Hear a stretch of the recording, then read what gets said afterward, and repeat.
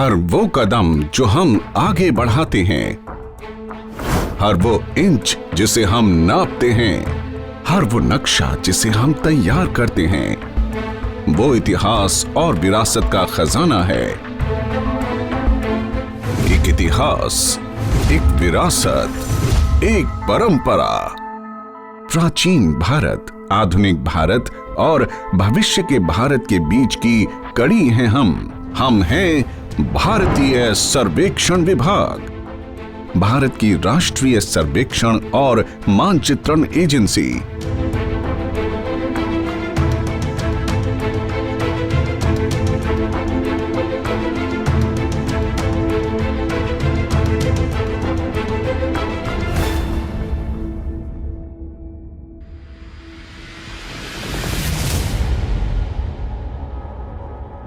हम भारत सरकार के सबसे पुराने वैज्ञानिक विभाग के रूप में पहचाने जाते हैं, जो विज्ञान और प्रौद्योगिकी विभाग के अंतर्गत काम करता है और राष्ट्र की सबसे बड़ी और प्रमुख मानचित्रण एजेंसी होने के नाते सटीक जियो स्पेशल आंकड़ों और मानचित्र विकसित करने की जिम्मेदारी हमें ही सौंपी जाती है। हम भारतीय रक्षा बल और सुरक्षा एजेंसियों के लिए नक्शे बनाते हैं।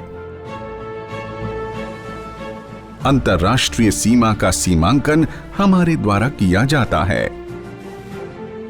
अंतर्राष्ट्रीय सीमाओं का निरीक्षण करने और लापता हुए या नष्ट किए गए स्तंभों को दोबारा लगाने का काम हमारा होता है।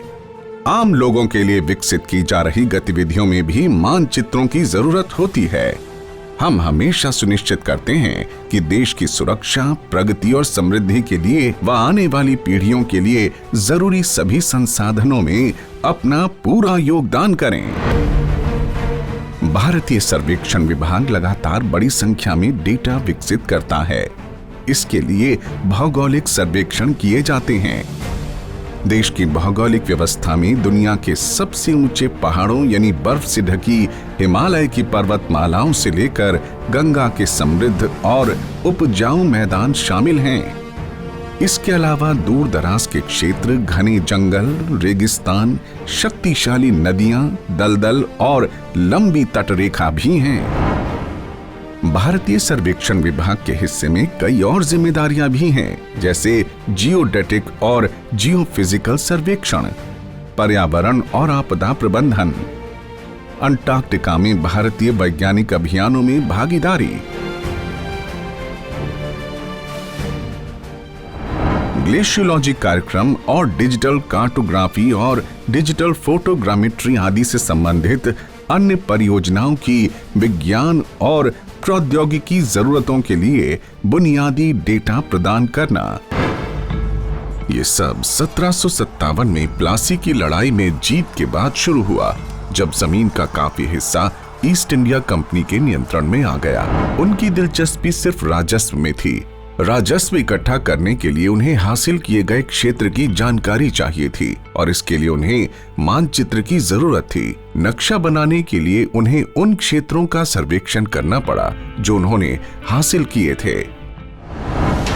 उस समय सर्वे ऑफ बंगाल नाम का एक संगठन अस्तित्व में आया और 1 जनवरी 1767 को कोलकाता में मेजर जेम्स रेनेल को बंगाल का सर्वेयर जनरल नियुक्त किया गया। इसी तरह बॉम्बे प्रेसिडेंसी के सर्वेक्षण के लिए बॉम्बे के सर्वेयर जनरल को 1796 में नियुक्त किया गया और 1810 में मद्रास प्रेसिडेंसी का सर्वेक्षण करने के लिए सर्वेयर जनरल ऑफ मद्रास नियुक्त किया गया।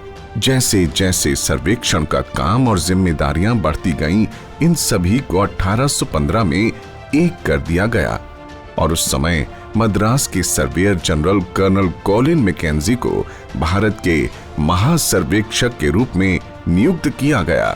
तब से इस विरासत को संजो कर रखा गया है और एक लंबा सफर तय करके आज ये विरासत 21वीं सदी में पहुंची है।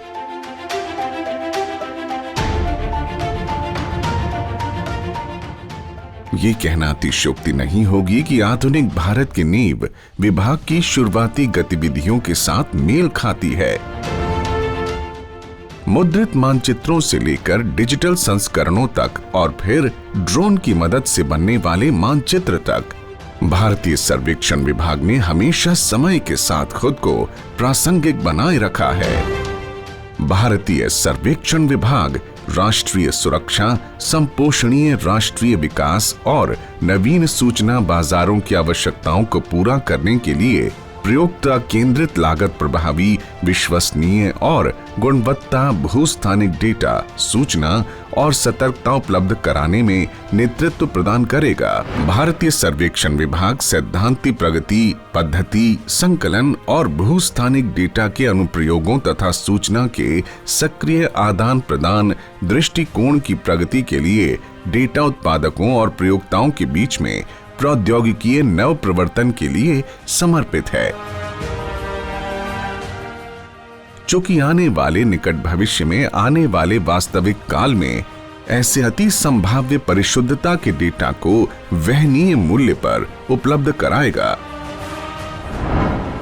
अपनी दूरदर्शिता और लक्ष्य पूरा करने की काबिलियत की बदौलत ही पिछले 250 वर्षों में बहुत ही जुझारू, समर्पित और कड़ी मेहनत करने वाले सर्वेक्षकों की मदद से भारतीय सर्वेक्षण विभाग ने लगभग पूरे देश को माप लिया है। समय के साथ चलते हुए भारतीय सर्वेक्षण विभाग ने नक्शों के डिजिटलीकरण के लिए पूरा जोर लगाया है। मकसद ये है कि डिजिटल मानचित्र ग्लोबल पोजिशनिंग सिस्टम के साथ मिलकर काम कर सकें।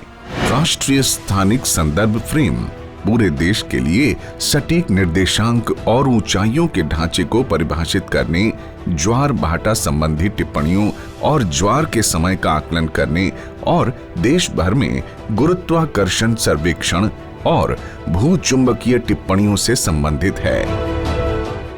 पृथ्वी की सतह के त्रिआयामी मॉडल का विकास करना, जिसे राष्ट्रीय डिजिटल उन्नयन मॉडल कहते हैं। नेशनल टोपोग्राफिक टेम्पलेट का मतलब है सभी पैमानों वाले मानचित्र तैयार करना, वैमानिकी चार्ट बनाना, AAI, नेवी, कोस्ट गार्ड्स के एयरपोर्ट्स, भारतीय वायुसेना के लिए मानचित्र सर्वेक्षण करना, सभी नदियों की भौगोलिक स्थिति का सर्वेक्षण करना, आपदा के समय राहत पहुंचाने के लिए मानचित्र बनाना, जंगलों और छावनियों का मानचित्र बनाना और विशेष उद्देश्यों के लिए अन्य बड़े पैमाने पर मानचित्र बनाना। इसमें आम नागरिक की भलाई और सुविधा के लिए बनी विकास परियोजनाओं का सर्वेक्षण और मानचित्रण भी शामिल हैं।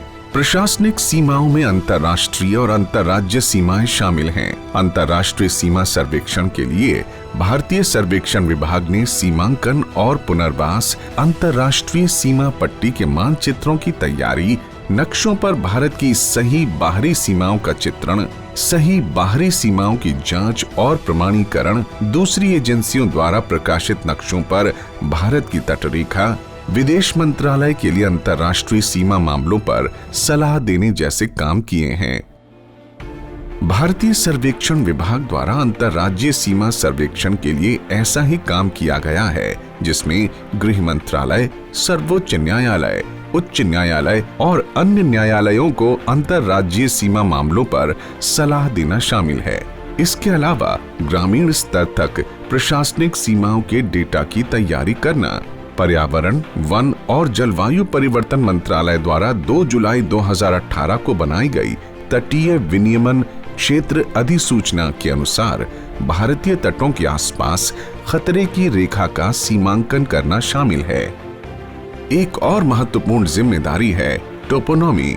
जब भी किसी स्थान का नाम बदलना होता है तो राज्य सरकार इस बारे में केंद्र सरकार को जानकारी देती है और केंद्र सरकार इसकी जानकारी भारतीय सर्वेक्षण विभाग के साथ साझा करती है। भारतीय सर्वेक्षण विभाग की जिम्मेदारी होती है कि वो कोई नया नाम सुझाए और उसकी वर्तनी पर फैसला ले। ये नियम देश में रेलवे स्टेशनों के नामों पर भी लागू होता है। भारतीय सर्वेक्षण विभाग देश के सभी तटीय बंदरगाहों के लिए औसत समुद्र तल का निर्धारण करता है। 18.6 वर्षों के लिए समुद्र का स्तर देखा जाता है और गणना की जाती है, जिससे सटीक नतीजे मिलते हैं। ये डेटा समुद्र में उच्च और निम्न ज्वार के कारण अलग अलग आता है।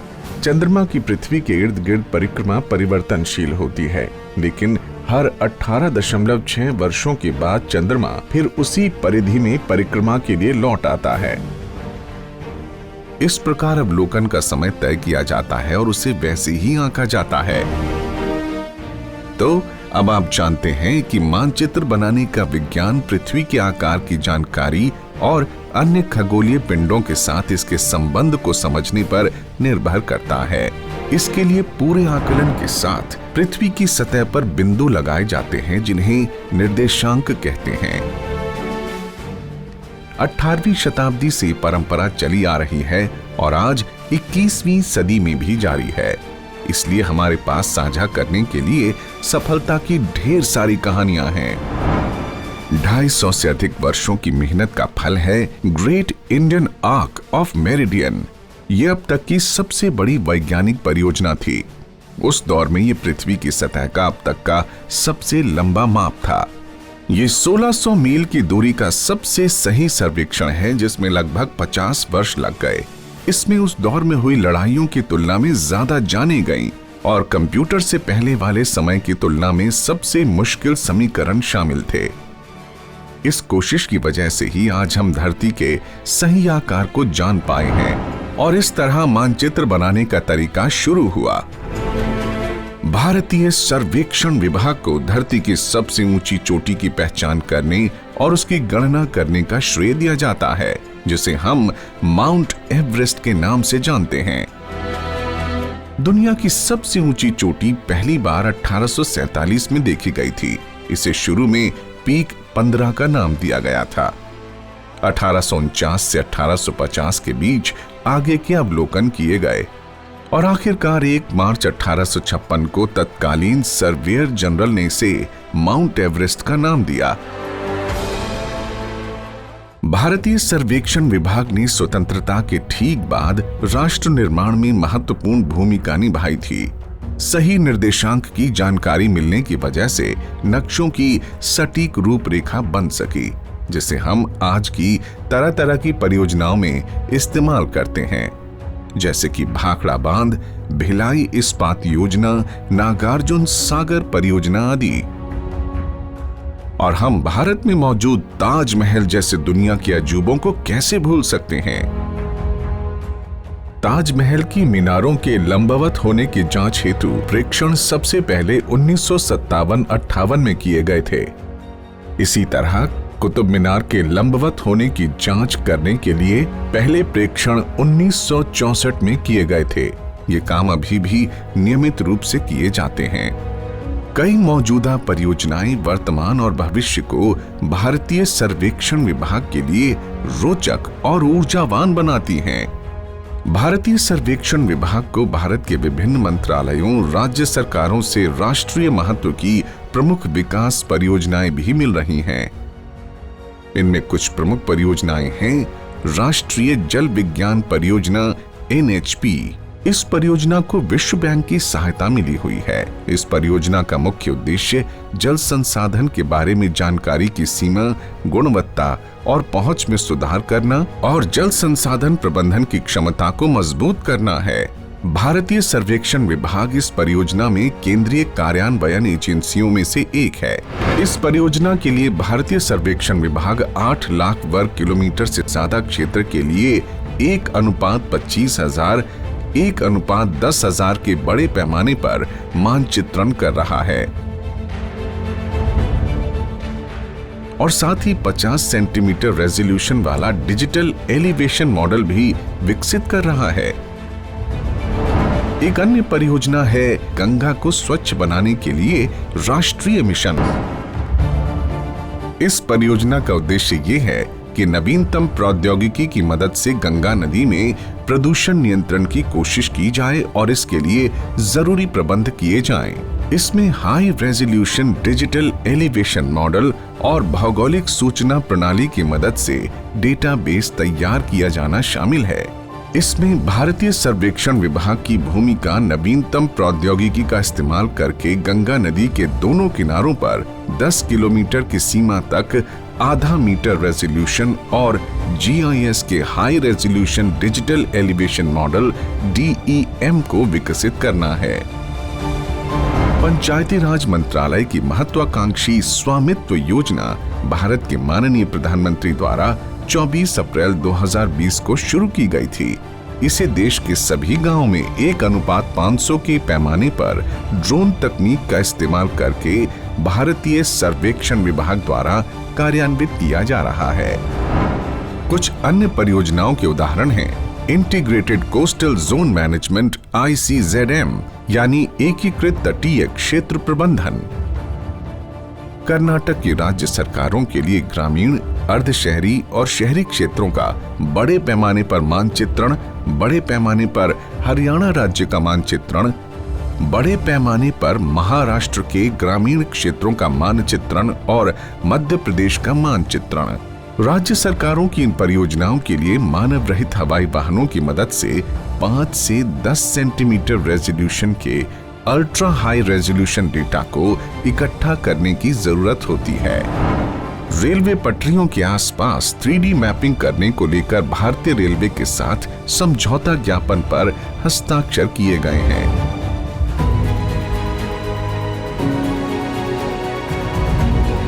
एक पोर्टल है मानचित्र, जहां ओपन सीरीज मैप्स को आम जनता द्वारा डाउनलोड करने के लिए PDF फॉर्मेट में उपलब्ध कराया गया है। indiamaps.gov.in पर मानचित्र वेक्टर फॉर्मेट में उपलब्ध हैं, जिनमें रास्तों की जानकारी मिलती है और जरूरी जगहों पर पहुंचने के लिए दिशा निर्देश मिल जाते हैं। केंद्र और राज्य के सरकारी विभागों के लिए सरकारी पोर्टल हैं, जहां सरकारी एजेंसियां भारतीय सर्वेक्षण विभाग द्वारा बनाए गए जियो स्पेशल डेटा का इस्तेमाल कर सकती हैं। मोबाइल ऐप सहयोग को भारत के सरकारी विभागों और छात्रों व आम नागरिकों के लिए बनाया गया है। इसकी मदद से आप मोबाइल फोन पर भारतीय सर्वेक्षण विभाग के मानचित्र पर अपनी रुचि के बिंदुओं को रेखांकित कर सकते हैं। भारतीय सर्वेक्षण विभाग ने जियोइड मॉडल का विकास करना भी शुरू कर दिया है। इससे लोगों को औसत समुद्र तल से ऊपर की ऊंचाइयां आसानी से पता चल पाएगी और इसके लिए GPS उपकरणों का इस्तेमाल होगा।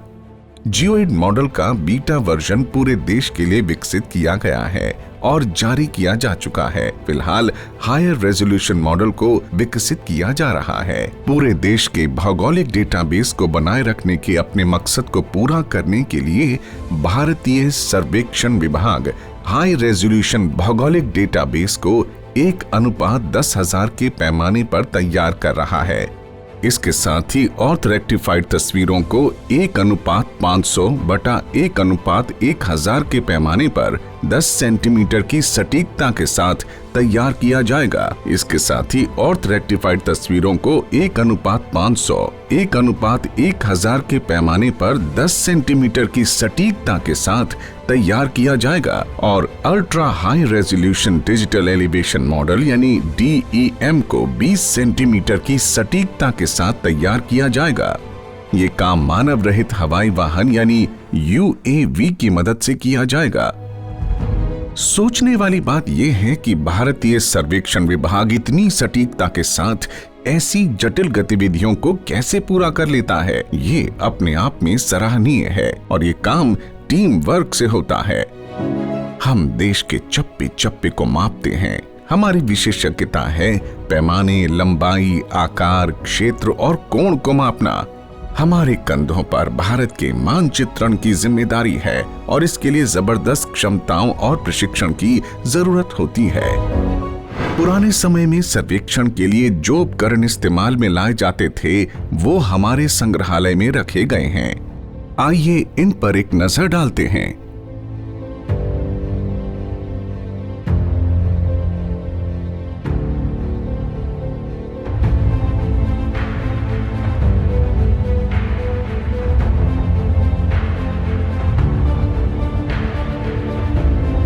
संग्रहालय में कुछ चार्ट और पोस्टर भी हैं जो सर्वेक्षण की मौजूदा गतिविधियों के बारे में बताते हैं। इस संग्रहालय में विभागीय पुस्तकालय भी है जिसमें पुरानी किताबें, दस्तावेज और प्रकाशित सामग्री भी है। यहाँ आने वाले लोग सर्वेक्षण तकनीक के विकास की यात्रा को देखकर उसकी तारीफ करते हैं और पुराने उपकरणों और तकनीक की तुलना नए उपकरणों और नई तकनीक से करते हैं। इस तरह भारत के मानचित्रण में अंग्रेजों का जो दृष्टिकोण था उसे भारतीय अवधारणाओं में बदल दिया गया है। विज्ञान एवं प्रौद्योगिकी विभाग पूरे करने जा रहा है 50 गौरवशाली वर्ष प्रौद्योगिकी और विज्ञान के द्वारा देश की सेवा करने में। प्रासंगिकता और उत्कृष्टता का ये सफर हमने अकेले नहीं तय किया है। हमारे साथ स्वतंत्र रूप से काम कर रहे सभी संस्थाओं ने अहम भूमिका निभाई है। अपने निजी क्षेत्रों में गुणवत्ता, फोकस और गति द्वारा आगे बढ़ने में मदद करने के लिए वो अपने लक्ष्य में उत्तीर्ण हुए हैं। मैं इन सभी स्वतंत्र संस्थाओं और इनके वैज्ञानिकों के लिए एक सफल और उज्जवल भविष्य की कामना करता हूँ। हम भविष्य की ओर बहुत ही तेजी से आगे बढ़ रहे हैं। आशा है कि भविष्य में आने वाली चुनौतियों का हम सामना कर सकेंगे और नए अवसरों का निर्माण करेंगे और बनाएंगे ऐसा आत्मनिर्भर भारत जिसे गर्व होगा अपने विज्ञान और प्रौद्योगिकी क्षेत्र के विस्तार पर। आज के आधुनिक तकनीक वाले दौर में हम अतीत की विरासत को भी जानते हैं और हमारे पास भविष्य का ब्लूप्रिंट भी है।